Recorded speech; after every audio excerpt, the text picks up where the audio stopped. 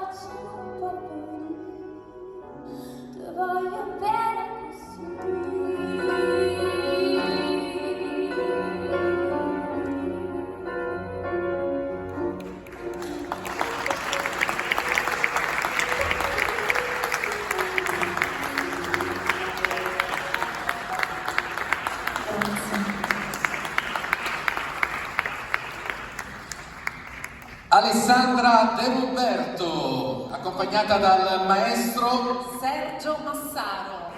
Grazie mille, in bocca al lupo. Complimenti ad entrambe, grazie al maestro Massaro che ha accompagnato la nostra Alessandra De Roberto. Adesso